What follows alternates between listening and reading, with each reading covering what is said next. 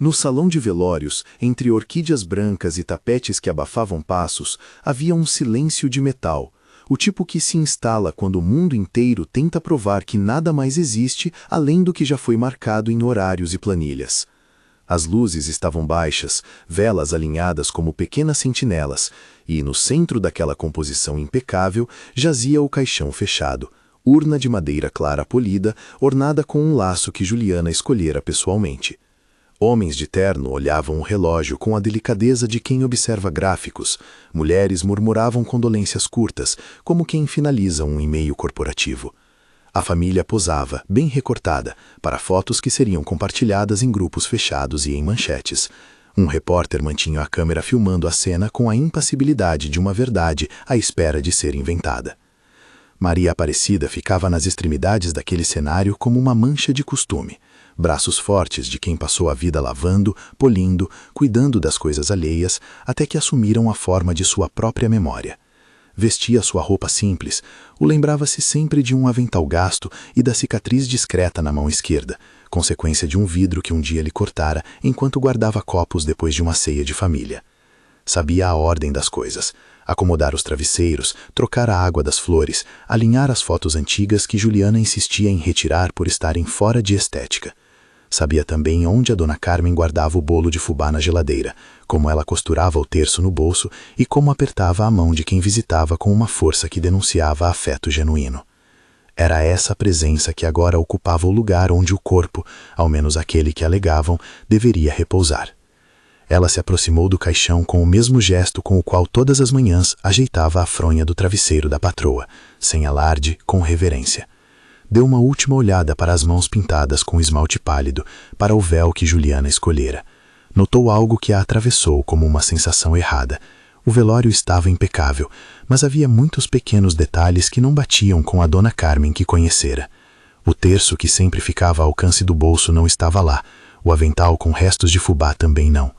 Na mesa lateral havia um frasco de remédio com bula ilegível que Juliana afirmara ter adquirido para facilitar o repouso da mãe. E mais, um pedaço de pulseira hospitalar, rasgado, esquecido em uma lixeira atrás do biombo de maquiagem. Maria Aparecida lembrava-se de quando vira aquele pedaço de plástico primeiramente. Havia sido na manhã 3 dias antes, quando recolhera lençóis do quarto de visitas. Tinha a cor dos hospitais privados, e num retalho, um nome impressado, Santa Helena. Por algum motivo que ela não sabia explicar com palavras articuladas, aquela pequena lasca de plástico havia acendido algo dentro dela. Não era apenas curiosidade, era uma voz antiga dizendo que não se abandona a alguém, sem saber por quê. Carmen não era apenas uma presença na casa, ela era o fio que, quando puxado, fazia toda a família permanecer unida. Maria a conhecia desde que o Brasil ainda cheirava a café fresco e pão sovado nas manhãs de sábado, a mulher que enrolava histórias em panos e as guardava como receita de família. Não podia acreditar que aquela pessoa tivesse sido atravessada de súbito para um quadro morto, e ainda assim, aqui, algo estava dissonante. Quando finalmente a voz lhe saiu, foi como um tropeço e, ao mesmo tempo, como uma catapulta. Esse caixão é falso. A dona Carmen está viva. Não foi uma provocação pensada, foi uma declaração bruta, nascida da urgente necessidade de que aquilo fosse escutado. As palavras ricochetearam pelas paredes revestidas. Um casal virou a taça de lágrimas em câmera lenta. A sensação de que o mundo havia mudado, marca, permaneceu como um eco. Houve uma pausa longa o suficiente para que o suspiro coletivo parecesse um recuo institucional. Juliana, ao lado do marido, sorriu primeiro, um movimento calculado, profissional. Se existia a calma que um expediente podia ensinar, ela a possuía. Fernando engoliu seco.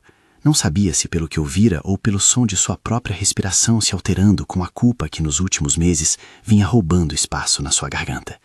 A multidão olhou para Maria Aparecida como quem espera que alguém a retire dali por desvario, mas havia no rosto dela algo que impedia qualquer simples desqualificação. Não havia raiva descontrolada, nem histeria. Havia firmeza. Foi ali que a cadeira mais próxima foi puxada. Um primo, mais afastado na linhagem e na emoção, começou a tossir nervosamente. Um sobrinho levou a mão à boca e, por trás do óculos, um repórter anotou num bloco: perturbação no velório, possível desavença familiar. Já alguém da equipe de segurança fez menção a chamar a família para o corredor, como se dissesse: a ordem precisa ser restaurada. Mas a ordem já havia perdido o sentido. Se essa história já te fisgou, inscreva-se para acompanhar até onde a verdade pode chegar. O ruído produzido por aquela inscrição curta, um gesto incongruente de audiência entre floricultura e segredo, atravessou a sala e a deixou mais pesada. Não levava mais do que 1 minuto para que o que era íntimo se tornasse público. No telefonema de um sobrinho, na mensagem vibrando no celular do advogado da família, no clique de câmeras que algumas rádios locais deixavam ao alcance de uma vista faminta por tragédia. O que Maria dissera poderia em instantes transformar-se em manchete. Alguns já cochichavam possibilidades, brigas por dinheiro, desabores antigos. Outros, mais venais, mencionavam o nome da clínica Santa Helena, como se fosse um personagem colorido já pronto para ser usado em uma versão curta. Era fácil, naquele instante, para os olhos do salão se dividirem em 2 tipos: os que queriam manter a aparência e os que buscavam a verdade. Fernando tentava ocupar um espaço entre esses 2 mundos. Além do terno e da impessoalidade dos seus compromissos de executivo, existia nele o garoto que aos 9 anos ouvira ao pai dizer: prometa que vai cuidar da sua mãe, que não deixa ninguém tirar dela aquilo que é dela. Antônio Figueiredo morrera com as mãos grandes sobre o cobertor e a promessa ficara ali, presa na garganta do filho. Eles haviam construído uma fortaleza de negócios e, pouco a pouco, a vida fora do horário comercial cedera espaço às reuniões. Carmen passou a ver o filho pouco e Fernando passou a justificar as faltas com desculpas plausíveis: audiências, viagens, cifras que se contavam como sedativos. Juliana, por sua vez, vinha mostrando uma competência desejável. Reorganizou a casa, simplificou visitas, assumiu o controle das finanças pessoais do casal com a mesma precisão com que rebatia objeções. Para muitos, aquilo era gestão. Para alguns poucos, os que lembravam da cozinha cheirando a fubá, das noites de terço na sala, havia uma transmutação. O amor ganhara uma contabilidade. Flashbacks foram sucintos. Carmen distribuía pedaços de bolo de fubá para andarilhos da rua se lembrasse de algum nome. Negociava com os filhos de vizinhos para que suas encomendas de doces fossem entregues e sentava no parapeito da janela para observar os ipês. Sua voz era um fôlego calmo. Sua mão segurava firme o rosário. Quando abraçava, o fazia como quem segura um segredo com generosidade. Maria Aparecida lembrava de haver costurado o remendo no avental da patroa com pontos grandes e lentos, como quem ora. Aquele laço de cuidado e afeto era antigo como a casa onde viveram tantos natais e tantos concertos de pneus. Era por isso que ela não suportava a ideia de que tudo tivesse sido dado por encerrado, sem história. O salão passou a se mover segundo outra lógica. Juliana fez uma declaração curta, medida. A família pede respeito, dizia em voz firme, como se reparasse uma fachada que começava a rachar. Falou sobre exames e um repouso indicado pelo médico de confiança, sobre o cansaço natural de quem chegara aos 80 e tantos anos. Virou a conversa em direção às formalidades. Fernando, entre palavras que tentavam parecer comedidas, também afirmou que tudo acho que foi feito com o melhor interesse. Mas havia algo na sua voz que não combinava com a convicção. Havia uma distância entre o que os lábios queriam dizer e o que a memória lembrava. Uma ligação não atendida, uma visita cancelada. A promessa que se esvaiu. Os olhos de Maria viraram-se então para Juliana. Não havia nas suas palavras acusações leves. Eram perguntas curtas, de quem puxa fios soltos. Por que o caixão foi lacrado tão cedo? Por que a pulseira do hospital apareceu rasgada na lixeira e ninguém sabe de onde veio? As pessoas em volta mudaram de expressão. A formalidade murchou. Juliana respondeu com a serenidade que se aprende em cursos e festas. São procedimentos, Márcia. Corrigiu uma tia ausente, confundindo o nome de Maria. Juliana insistiu que tudo fora providenciado de forma correta, que a família havia concordado com o repouso e que Carmen havia tido um fim digno, confortável. As palavras, mesmo escassas, buscavam um verniz. Mas existiam mais pequenos detalhes que golpeavam a lógica polida. Uma marca de dedo na moldura superior do guarda-roupa do quarto de hóspedes, como se alguém tivesse forçado uma gaveta, o cheiro estranho de um antisséptico que não era o mesmo que Dona Carmen usava. Ela tinha preferência por cheiros leves, não por médicos que perfumavam com produtos industrializados. A impressão digital de um papel com comprovante de pagamento endereçada a uma clínica do outro lado da cidade, que Maria lera por acaso quando dobrara uma toalha. E havia ainda uma testinha dura e minúscula de fato. No bolso do avental que Maria havia guardado como lembrança muitos anos atrás, havia um terço costurado com barroco carinho. E então a ausência daquela marca concreta a fazia pensar que algo havia sido retirado antes que tivesse permissão. Aos poucos, a narrativa começou a se compor em camadas. Juliana, com ambição, distanciamento, controle, havia conseguido, talvez, colocar entre a família uma cortina de fumaça. A pulseira Santa Helena evocava um hospital privado e discreto. Santa Helena era, nas redondezas de Campinas, o nome de uma clínica de intervenção suave e de corredores onde a palavra repouso paliativo soava como um eufemismo abençoado por contratos. Quem a conhecia sabia que, em corredores assim, a verdade às vezes tomava emprestado a aparência do profissionalismo. Maria Aparecida lembrava-se de um caminhão que estacionara num fim de tarde e de um homem de bons modos que havia falado com Juliana. Lembrava-se de uma conversa apagada com a governanta sobre transferências de cama para clínicas de convívio, mas nada que pudesse provar. E ainda assim, uma lasca de plástico, um pedaço de pulseira hospitalar, era o que bastava para que as dúvidas virassem uma maré. Naquele ponto da história entrou a mídia.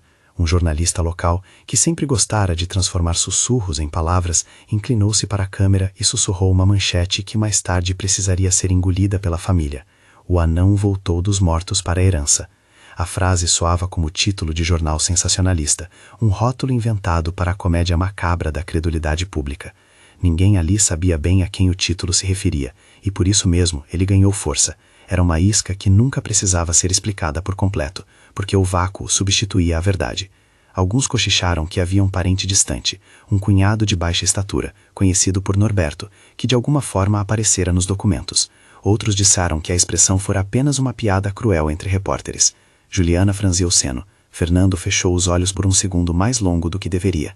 Para Maria, o rótulo importava pouco. O que pesava era que a história agora escancarava para além da sala, e aquilo significava que não haveria mais recuo.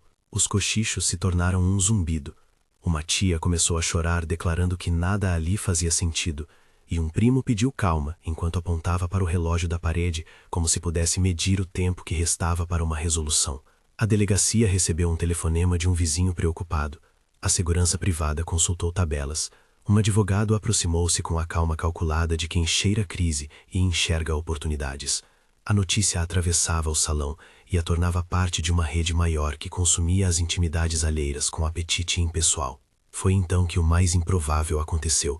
Um dos funcionários da capela, um homem de mãos calejadas, que conhecia o ritual de abrir um caixão quanto aceitava a falha das coisas, foi chamado pelo único familiar com autoridade suficiente para exigir abertura. Maria insistiu. Não como quem busca espetáculo, mas como quem busca ar puro. Abram o caixão, disse. O pedido fez a sala inteira prender a respiração.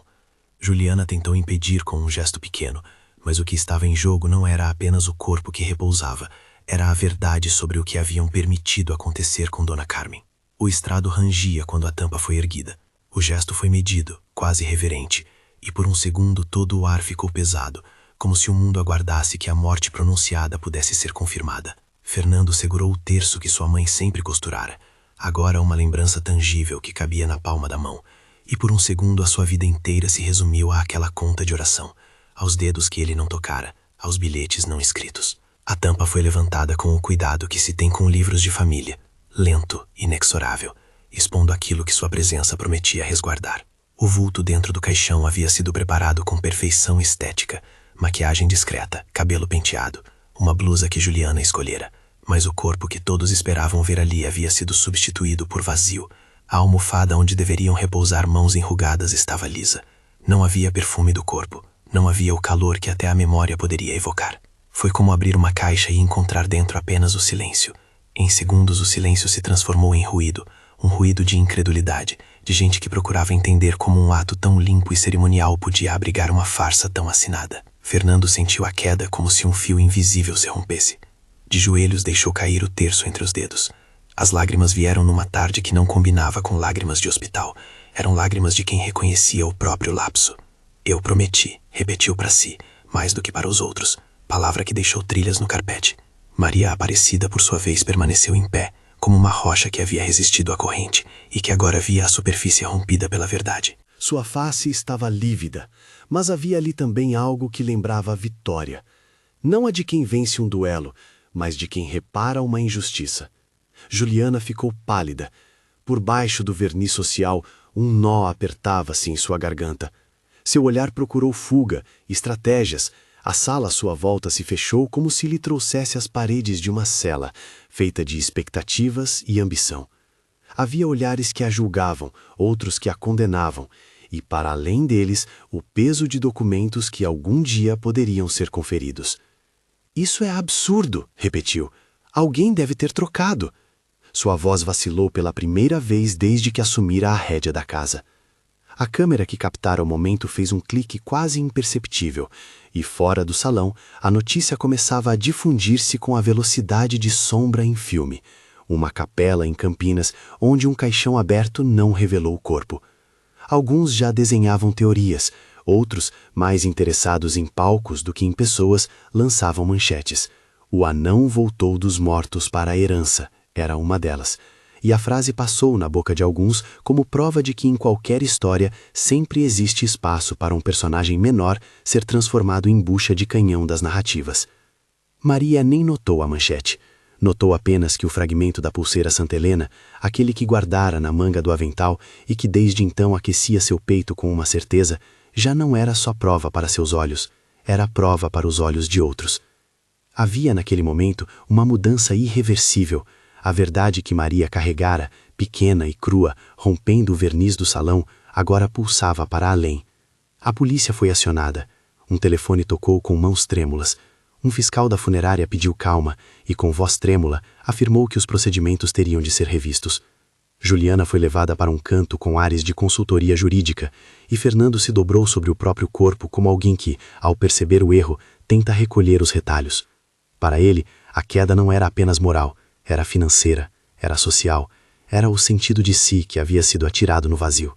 Sentiu que toda a sua carreira poderia ser medida agora por um único ato, o silêncio que permitira.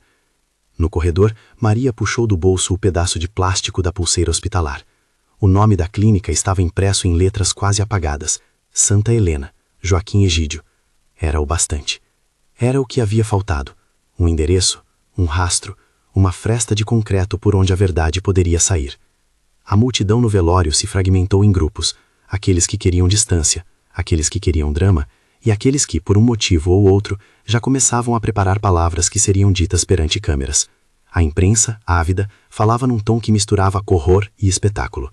Um repórter, menos cuidadoso, sussurrou que havia um anão usado como fantoche para validar documentações. A palavra soou e caiu como pedra em um lago. As ondulações seriam ouvidas por muitos. Dentro do corredor, Fernando olhava o pedaço de plástico como se o objeto contivesse, em sua textura lisa, a prova de sua falha. Sentia-se culpado por não ter checado, por ter acreditado em justificativas fáceis. Pensou em Antônio, seu pai, que sempre usara a palavra presença como se fosse uma moeda que não se corroía. O pai talvez jamais imaginara que o filho substituísse presença por números de conta. E ali, naquele corredor frio, Fernando sentiu pela primeira vez o peso real do que havia prometido. Maria, por seu lado, não era heroína por vontade de ser. Era só uma mulher que, por costume e afeto, não permitia que se arrancassem pedaços daquilo que amava sem ao menos perguntar por quê. Pegou o celular na mão com a firmeza de quem agora tinha um objeto para dar rumo à sua suspeita. Tirou uma foto do fragmento da pulseira, fez anotações num guardanapo, lembrou-se de um trajeto de ônibus que costumara levar até a feira de Joaquim Egídio. Sabia com a precisão de quem viveu rodeada de pequenos segredos que a verdade começava a existir a partir de um nome. Não era difícil imaginar naquele instante o que viria a seguir. Uma chamada à delegacia, um registro formal de um desaparecimento diferente, uma investigação que tentaria compor o mapa daquela ausência. Mas nenhuma dessas palavras foi pronunciada ainda. Restou apenas o instante limiar, onde a vida de todos se prendia à referência de um pedaço de plástico. Juliana, observando de longe, respirou fundo. Não pôde negar a evidência de que havia coisas que escapavam ao seu controle.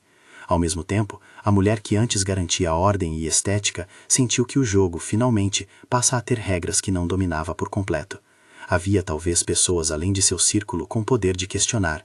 a faxineira que conhecia as rotinas, vizinhos que sabiam de caminhões estranhos e, pior, a imprensa com sua fome por justiça e por manchetes. A capela inteira se encolheu ao mesmo tempo que o celular de um sobrinho vibrava com notificações. Um dos comentários dizia: "Chamem a polícia, isso cheira a mentira." Outro, mais ácido, já esboçava teorias conspiratórias envolvendo heranças. Enquanto isso, no pequeno bolso do avental de Maria, o retalho de pulseira brilhava ao sol que entrava pela janela do corredor.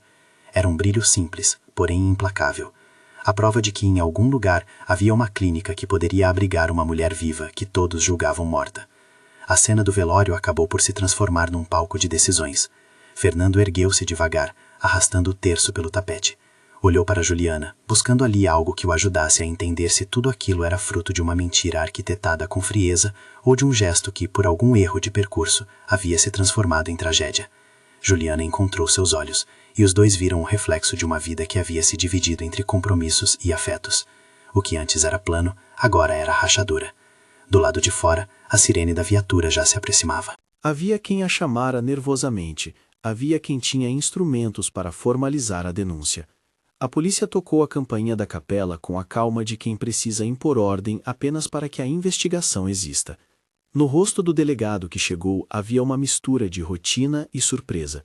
Abrir um caixão e não encontrar o corpo não era um caso comum. Isso exigia diligência e zelo, sem espetáculo. Naquele corredor, com o fragmento da pulseira guardado como se fosse uma chave, Maria Aparecida sentiu seu coração bater com uma certeza diferente da de antes. Não era a certeza que alguém se levantaria para aplaudi-la. Era a certeza de que pela primeira vez as rotas que ela traçara com pequenos sinais e perfumes estavam sendo tomadas a sério. O caminho para a clínica Santa Helena, em Joaquim Egídio, estava traçado numa linha tênue de possíveis certezas. E Fernando, olhando pela janela do corredor, pensou que talvez fosse a hora de finalmente honrar a promessa feita ao pai, estar presente. Mas promessas também exigem coragem, tempo e, às vezes, a disposição de mudar o próprio ritmo de vida. E naquela hora, quando a polícia registrava o boletim, quando a imprensa registrava a surpresa e quando Juliana recuava para calcular reações, algo dentro da casa estalava. Eram as pequenas peças de um relógio que não mais giraria da mesma forma. A verdade, pensou Maria, podia ser finalmente chamada pelo nome. E, por uma vez, ela queria que a verdade encontrasse quem a havia ajudado a formá-la: Dona Carmen.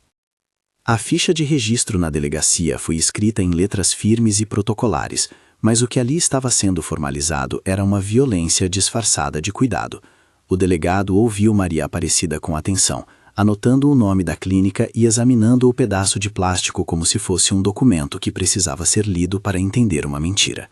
Fernando deu declaração em silêncio, mais do que em palavras. Os dedos dele tremiam quando descreveu o que soube. As ligações não atendidas, as visitas que não aconteceram. Havia na voz dele um som de portas que se fecham para sempre e que depois se abrem para permitir o arrependimento. Do lado de fora, a nuvem de câmeras e repórteres continuava a pairar como um enxame. Manchetes se multiplicavam com a urgência de quem cria drama. Algumas procuravam o tom compassivo, outras mergulhavam no sensacional. O apelido que ganhara atração, o anão voltou dos mortos para a herança, aparecia e reaparecia em textos que não explicavam nada e, ao mesmo tempo, pareciam dizer tudo. A alcunha referia-se a Norberto, um tio distante de baixa estatura que, na confusão de documentos e assinaturas, vira seu nome estampado em papeladas que, agora se dizia, teriam sido montadas para justificar transferências e procurações. Norberto, quando chamado a depor, tremia diante dos microfones e dizia que não sabia o que assinara, que lhe tinham oferecido um copo e uma pressa, e que sentia vergonha por ter sido usado. Em contraste com os holofotes que o expunham, Maria parecia quieta, com o fragmento da pulseira guardado no bolso do avental, e com a firmeza de quem carregava a verdade no corpo. No centro da investigação havia uma pergunta simples, que por ser simples era também a mais candente. Onde estava Carmen? A capela tinha escancarado um rumor que até então não existira como prova. A polícia passou a circular entre planilhas, contatos e telefonemas, cruzando nomes com a lentidão atenta de quem precisa extrair sentido do rumor. O delegado solicitou uma checagem nos registros de internação e em listas de pacientes. Funcionários do cartório consultaram procurações e notas. Colegas do setor financeiro buscaram qualquer pagamento ligado ao nome de Carmen Figueiredo. Juliana, cujo rosto começava a mostrar sinais de desgaste, respondeu às primeiras perguntas com a segurança de quem treina para aparências. Havia documentos, dizia, havia atestados, havia um consenso familiar. Mas a pulseira Santa Helena no bolso de Maria era uma fresta que as palavras de Juliana não conseguiam tapar. Enquanto isso, Maria sentia a urgência de não esperar pelos prazos da polícia. Não por desconfiança ao trabalho da lei. Ela sabia que havia procedimentos e que sua pulseira não poderia substituir mandatos, mas porque dentro dela havia um relógio que não aceitava a demora. A ideia de Carmen sozinha, sedada, talvez desorientada, lhe era insuportável. Guardou no bolso do avental um pacote de biscoitos que a patroa gostava e lembrou-se do caminho que anos atrás fizera até Joaquim Egídio em busca de encomendas baratas. Também lembrava que Santa Helena ficava num trecho com casas baixas e uma placa discreta, não onde se anunciam curas, mas onde se fazem acordos para quem quer ficar fora do mapa social. Ela pegou o ônibus sem anunciar. As mãos lembraram o bilhete com aquela mesma naturalidade com que bateram o avental todas as manhãs. No corpo trazia a cor da vida cotidiana, o cheiro do sabão que usava, as marcas de trabalho e a determinação que planta quem vive para cuidar. No trajeto observou as pessoas como quem observa as páginas de uma história prestes a encontrar um capítulo decisivo. A moça que lia um livro de receitas, o senhor que cochilava com a camisa amarrotada, as crianças que discutiam uma partida de bola. Tudo isso a ancorava a um mundo onde a notícia podia ser vendida, mas a verdade ainda precisava ser alcançada pessoa a pessoa. A Clínica Santa Helena não se anunciava com letreiros vistosos. Era uma série de fachadas discretas que prometiam discrição. Na recepção, o ar-acondicionado misturava-se com um perfume neutro que tentava apagar o cheiro mais humano do lugar. Maria tentou ser apenas mais uma pessoa aflita, mas havia no seu rosto uma expressão que não se deixava simplificar. Pediu informação, mencionou o nome de Carmen com um tom que lembrava o almoço de domingo, um nome carregado de carinho. A atendente, treinada para filtrar angústias e administrar visitas, consultou um sistema e disse, com os limites da formalidade, que no momento não havia registros públicos de internação com aquele nome. Maria, então, mostrou o fragmento da pulseira. O gesto foi pequeno, mas o brilho do pedaço de plástico, a luz fluorescente, pareceu acender uma outra atenção na sala. Não era preciso descrever como Maria entrou. O que importa é que no relato que se seguiria, havia pessoas que se emocionaram ao ver uma mulher de rosto enrugado trazer consigo lembranças tão simples quanto biscoitos e um terço costurado, e que decidiram que aquilo não poderia ser só mais um corpo sendo despachado para o lado de fora da vida. Renata, uma auxiliar de enfermagem jovem demais para carregar tantas rotinas morosas, viu no rosto de Maria a determinação que lhe lembrava a própria avó. Havia nos olhos de Renata uma hesitação inicial, obedecer ao protocolo ou ouvir a urgência que omitira a papelada. Ao ouvir a história do caixão aberto, algo se rompeu. Renata lembrou-se de caixas de medicamentos que chegavam etiquetadas sem checagem, de servidores que evitavam perguntas, e decidiu que não poderia ser cúmplice do esquecimento de alguém. Ela levou Maria para um corredor onde se ouviam vozes veladas, visitas murmuradas. Evitou-se intencionalmente a descrição de rotas ou artifícios. O que se conta é o encontro. Maria sentou-se ao lado de uma cama onde havia em volta frascos de soro e um cobertor ajeitado com cuidado. A mulher que respirava ali tinha cabelos brancos e as mãos fechadas com a inexplicável força de quem não compreende o tempo. Os olhos de Carmen abriram-se como portas que se abriam sem que o cérebro ainda sedado entendesse. Quando reconheceu o rosto de Maria, uma lágrima veio perdida, como se a memória fosse mapa que leva de volta ao porto. «Maria?» murmurou Carmen, a voz frágil, mas reconhecível. Quando a mulher ouviu o nome, as pálpebras tremeram e a mão, ainda calejada pelo hábito de costurar, tentou alcançar o avental. Maria aproximou os biscoitos, a caixa que cheirava à lembrança, e passou os dedos na mão de Carmen como se costurasse de novo um fio que tinha sido cortado. O murmúrio da clínica se transformou num sussurro mais íntimo. Naquele instante, para Maria e para Carmen, o mundo parecia caber em pequenas coisas. Um terço encontrado, um pedaço de bolo de fubá, o som de uma respiração que não era a autoridade de uma certidão. Renata, que havia visto o estado de Carmen, correu até a recepção. Chamou o delegado pelo telefone que havia sido dado ao funcionário em uma manhã de plantão e explicou, com voz trêmula, que havia uma paciente com sinais de internação recente, cujo quadro parecia incoerente com a circulação de informações que a família apresentara. A polícia chegou em seguida. Não se trata aqui de explicar detalhes de uma operação, mas de afirmar que as portas se abriram para que a verdade pudesse ser formalmente trazida à luz. O delegado, com a gravidade de quem preserva a legalidade, pediu documentos, confirmou identidades e afirmou que a situação exigia registro e providências.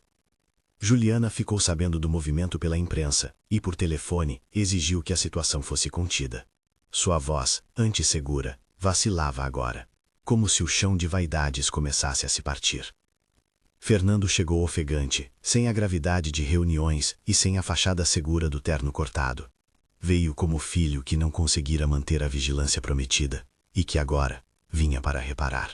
A visão de Carmen na cama, ainda confusa, derrubou nele mais do que lágrimas. Ajoelhou-se ao lado dela com uma pressa que parecia pretender recuperar o tempo. Mãe, disse, e aquela palavra, simples, chamou nela todas as memórias. O menino que fazia perguntas sobre mecânica de carros, o marido que prometera cuidar, o cheiro do café da manhã. Carmen, ainda com os olhos embotados pela sedação, agarrou o terço que Fernando trouxe e passou-o entre os dedos como se reconhecesse um objeto que fizesse parte de uma trama afetiva. As perguntas que vinham depois tinham a forma cansada de procedimentos legais. Como ela fora levada? Quem autorizara a saída? Mas havia além das perguntas a reparação prática. A família que tentara apagar a presença teve de encarar a presença encardida da verdade. Em depoimentos subsequentes, alguns funcionários da clínica disseram que o caso fora tratado como transferência para repouso, que contratos foram firmados e que havia assinaturas que, segundo rezaria mais tarde a perícia, eram duvidosas. O que se deu a seguir foi um movimento natural da justiça, reconstituição dos fatos, chamada de testemunhas, coleta de documentos. Juliana, que não pode ser transformada num demônio sem história, tentou explicar suas motivações em voz firme, mencionando o cansaço e a necessidade de proteção.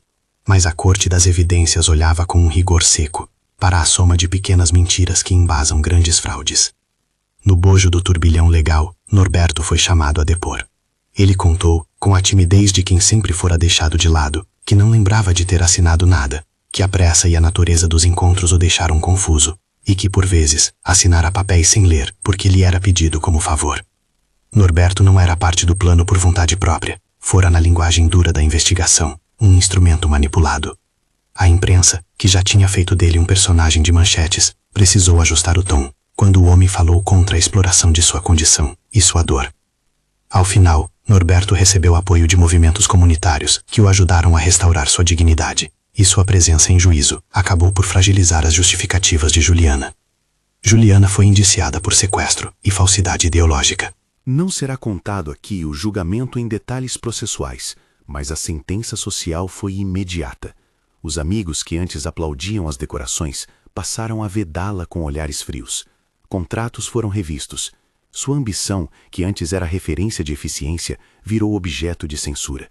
Na esfera jurídica, as acusações foram levadas adiante com base em evidências que incluíam o fragmento da pulseira, depoimentos de funcionários que passaram a colaborar e a inconsistência entre documentos. O peso maior, no entanto, foi o da verdade, a revelação pública de que se pode tentar apagar uma pessoa como um incômodo. Fernando, numa conversa longa com o delegado e depois com o advogado da família, decidiu que a reparação começaria por pequenos gestos que manifestassem uma mudança real. Não bastava que a mãe voltasse para casa. Era preciso que sua presença fosse agora protegida por ações concretas. Nos dias seguintes ao resgate, Fernando, que até então medira seu amor em transferências e promessas não cumpridas, reduziu sua agenda. Pediu licenças, reorganizou a administração das empresas sob nova supervisão e contratou pessoas que pudessem ajudá-lo a estar presente sem que a riqueza substituísse o afeto. Chamou Maria Aparecida para uma conversa privada, no mesmo tom devoto com que seu pai distribuíra conselhos. Havia entre ambos um reconhecimento tácito. Ela não era mais uma funcionária invisível. Era guardiã de uma história que, por sua coragem, voltara a ter cor. O estado de Carmen melhorou aos poucos. A sedação deixou cicatrizes pequenas no corpo, fraqueza e confusão, mas também a restauração da lucidez. Em casa, o bolo de fubá voltou à mesa num domingo ensolarado, e Carmen sorriu ao provar a massa que por anos distribuíra com generosidade. A presença do bolo foi, para muitos que assistiam de fora, um símbolo pequeno e potente, a vida retomando seu ritmo verdadeiro em torno de coisas simples. Fernando passou a sentar-se à janela com ela à tarde, a conversar sobre coisas que não têm planilhas, e a ouvir as histórias do passado que se desenrolavam como mapas de origem. Carmen relembrou os dias em que Antônio, o marido falecido, vinha com as mãos sujas de trabalho e pedia que ela guardasse um pouco de pão para a noite. As memórias costuraram de novo os laços que o dinheiro e a pressa tinham desgastado. A reparação também veio para Maria. Fernando garantiu-lhe registro, salário compatível e direitos que até então haviam sido negados pela informalidade que sempre caracterizara sua relação de trabalho. Ela recebeu, além da formalização, a promessa de que nunca mais seria tratada como invisível. A comunidade que antes olhara para ela como a faxineira, agora a via com novos olhos, aqueles que reconhecem coragem. Renata, a auxiliar que a ajudara na clínica, foi ouvida como testemunha em juízo. O reconhecimento profissional que ganhou foi marcado por agradecimentos contidos, de quem sabia que a humanidade às vezes precisa de gestos simples para não se perder. Quando Juliana foi formalmente detida e indiciada, a cena teve a mistura de alívio e amargura costumeira. Para alguns era uma vitória da justiça. Para outros, uma constatação de que nada repara totalmente a ferida causada por quem tenta apagar a vida de alguém. Fernando, por sua vez, enfrentou a câmera pela primeira vez domado pelo arrependimento e pela vontade de transformar a dor em algo útil. Não falou em leis, falou em presença. Disse para aqueles que o ouviam que a herança que seu pai lhe ensinara a preservar era, acima de notas e papéis, o respeito e o tempo com quem se ama. Palavras públicas, porém, se confirmam em atitudes privadas. Ele reformou o regime interno da casa, criou rotinas de visita e construiu uma conta que pagaria por cuidados, mas que teria a supervisão de um conselho familiar, impedindo que o controle absoluto voltasse a se instalar. A cidade que assistira ao drama em cadeia reagiu com mistura de julgamentos e gestos solidários. Vizinhos trouxeram refeições, velhas clientes de Carmen voltaram para perguntar sobre doces e receitas. Norberto recebeu o apoio de um grupo de moradores que se dispôs a acompanhá-lo em juízo, para que sua voz não se perdesse. O jornal, que mais cedo lançara o título sensacional, decidiu publicar nas páginas seguintes uma reportagem mais cuidadosa. Reconstruíam-se fatos, ouviam-se diferentes lados, e a manchete "O anão voltou dos mortos" ganhou uma nota de rodapé que explicava o equívoco sensacionalista. O tom sensacional não desapareceu por completo. A imprensa é um organismo que precisa vender. Mas ali surgiu também a prática de retificar e reconhecer o dano causado por rótulos. Além das repercussões públicas, havia entre os personagens principais pequenas reconciliações que não necessitavam de plateias. Fernando, numa tarde que cheirava a chuva, ajoelhou-se ao lado de Carmen e pediu perdão com a mesma simplicidade com que anos antes ouvira o pai dizer: "Filho, estar é o maior presente que você pode dar."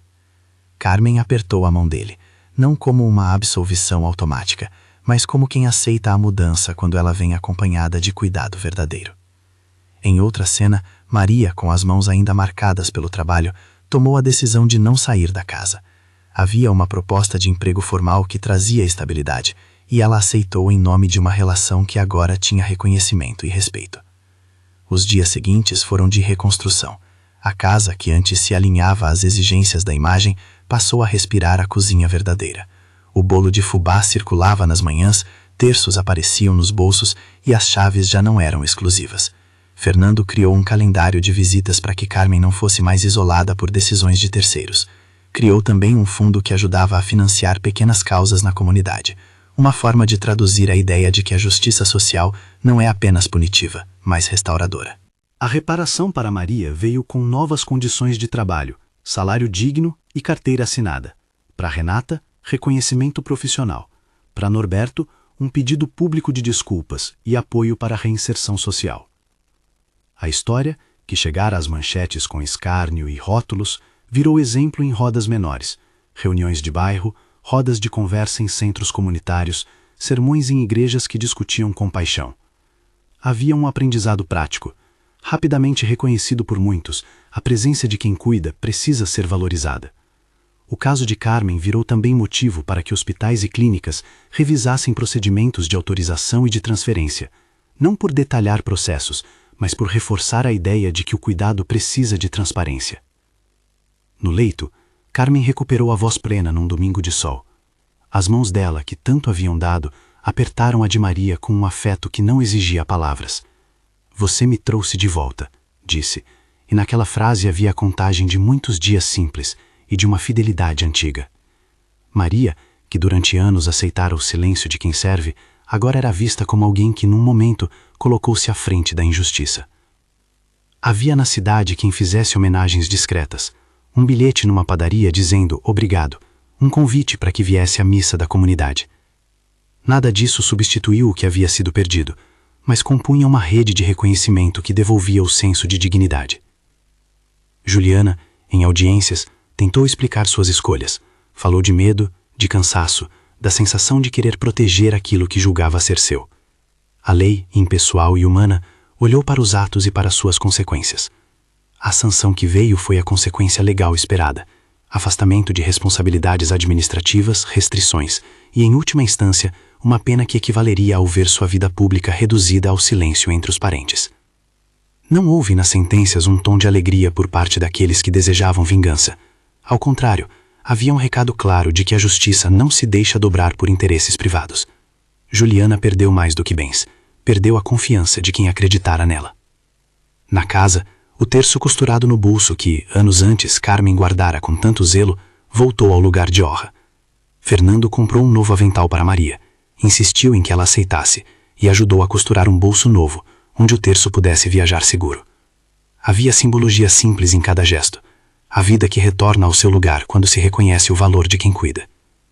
Em encontros modestos, vizinhos comemoraram o retorno de Carmen com pequenas festas caseiras. O bolo de fubá foi o protagonista. A receita, que antes circulava entre as mãos de uma dona de casa, passou a ser dividida como história viva. Meses depois, em uma cerimônia fechada, a família reuniu-se para um novo começo, não para reescrever histórias, mas para assinar de maneira transparente contratos de convivência que inibiriam novas usurpações. Fernando, de pé diante de todos, falou que aprendeu a diferença entre possuir e estar. Falou com a voz baixa, mas firme, e pediu que a presença fosse, dali em diante, a métrica das ações da família. Carmen, serena, manteve o rosário nas mãos e sorriu com a doçura de quem já conhecia o poder da reparação. A imprensa, que durante semanas lambeara os fatos com fome de choque, dedicou em alguns veículos espaço para reflexões. Houve análise sobre o papel da mídia em amplificar estereótipos, sobre a responsabilidade de conferir antes de rotular e sobre como manchetes fáceis podem transformar a vida das pessoas. O anão voltou dos mortos virou lição para repórteres e leitores. Manchetes inventivas podem ferir pessoas reais. Norberto, depois de depor, recebeu um pedido público de desculpas de um canal local, que, em transmissão, reconheceu o dano causado por uma nota que ignorou a complexidade humana. Com o passar do tempo, a história deixou de ser apenas tragédia e virou narrativa de aprendizagens. Fernando criou um projeto de apoio a cuidadores, inspirado em Maria. Ofereceu formação e bolsas para quem quisesse formalizar o trabalho doméstico e cuidar de quem não tem voz. A iniciativa foi modesta no começo, mas logo angariou o apoio de ONGs e de pequenos empresários locais. Maria, convidada a participar como referência, discursou de maneira simples numa reunião inaugural. Falou sobre o valor do trabalho, sobre a coragem que cada pessoa tem no peito e sobre o que significa ser vista. O discurso não foi eloquente no sentido das grandes frases, mas tinha a força daquilo que é sentido de verdade: reconhecimento.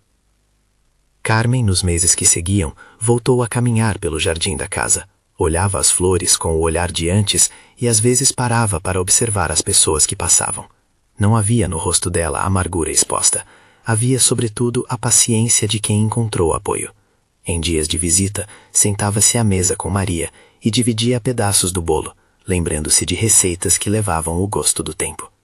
A presença de Maria, agora regularizada, passou a significar que a casa continha em seus cômodos menos pressa e mais encontro. Os vizinhos que antes comentavam a ascensão social da família e a gestão de suas aparências passaram a valorizar histórias simples. Nas conversas de fim de tarde, alguém lembrava que um pedaço de plástico na lixeira fora o ponto de partida para uma cadeia de responsabilidades. Era curioso, a prova material que acionou a justiça foi pequena, mas a coragem que a seguiu mostrou-se gigantesca. Discursos sobre ética e afeto começaram a aparecer em rodas que antes se ocupavam apenas de status. No íntimo, Fernando foi aprendendo a equilibrar a presença com a responsabilidade pública. Não foi uma transformação instantânea, foi um reajuste de hábitos, um reposicionamento de prioridades. Havia dias em que a saudade do trabalho o puxava para reuniões longas, mas esses momentos foram aprendidos à sombra das tardes com a mãe.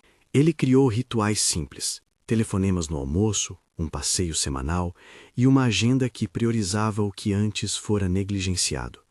Não eram promessas grandiosas, mas atos concretos que, somados, mudaram a qualidade de convivência. O caso gerou debates também sobre a proteção de idosos e sobre a importância de formalizar laços. Várias associações mobilizaram-se para oferecer orientação a famílias, para que documentos fossem conferidos com mais atenção e para que a voz das pessoas em vulnerabilidade fosse protegida. Não se tratava de criar novas burocracias, mas de humanizar procedimentos que, por vezes, tratam vidas como processos.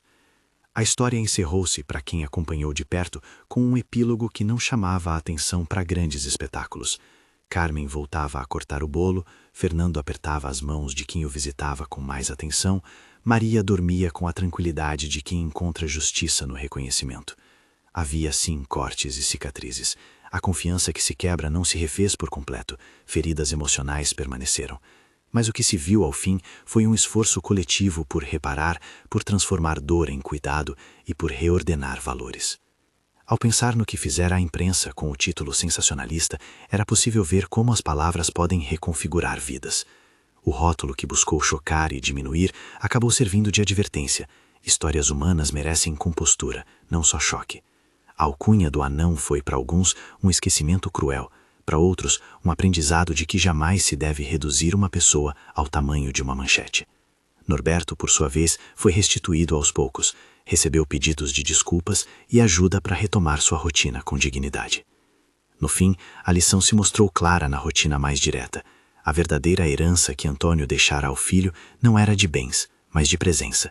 A generosidade de Carmen era medida em pequenos gestos. A coragem de Maria era a prova de que o heroísmo cotidiano acontece quando alguém decide não fingir que não viu. Há em tudo isso uma moral que não se impõe em tom de lição, mas que se apresenta nos atos. A presença substitui a posse. A dignidade se reconstrói com reconhecimento. A justiça é o que resta quando o silêncio é confrontado.